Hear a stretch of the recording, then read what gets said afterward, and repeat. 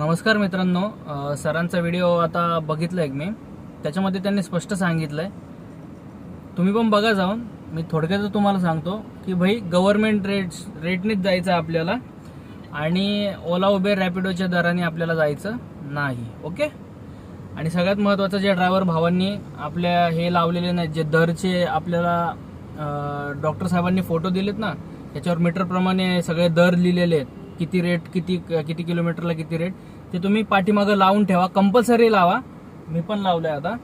Compulsory ते लावून ठेवा. जर कोणाकडे नसतील तर इन्स्टावर मला मेसेज करा, मी फोटो पाठवतो त्यांना. ओके. आणि सगळ्यात महत्त्वाचं, जे पण कमेंटमध्ये बोलतात ना की तुम्ही इल्लिगली करतात, इल्लिगली पैसे घेतात, मीटर वाईज असं काय नाहीये, जे ओलाच्या ॲपवर दाखवते तेच बरोबर आहे. त्यांच्यासाठी भावांनो, तुम्हाला काय जाण नाहीये ड्रायव्हर लोकांचे किती शोषण चालू आहे इथं ह्या कंपन्यांच्या द्वारे.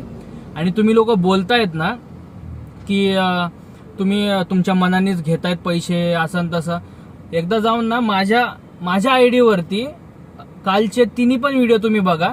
आम्ही सगळं कायदा कानूननीच करतोय आणि बिना कायदा कानून उल्लंघन करून आम्ही अजिबात काही करत नाहीये. तर जे पण कमेंट करताय, बाबा तुम्ही लोकांनी चड्डीत राहा. आम्हा ड्रायव्हर लोकांच्या मध्ये तुम्ही काय चालवत नाहीत गाड्या, रोडवर आम्ही असतो दिवसभर, आम्हाला आमचं माहिती.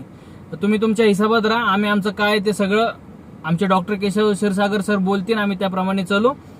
परवडत असाल ना तरच तुम्ही आता ओला उबेर बुक करा, नाही तर करू नका मित्र भावांनो, कस्टमर लोकांना.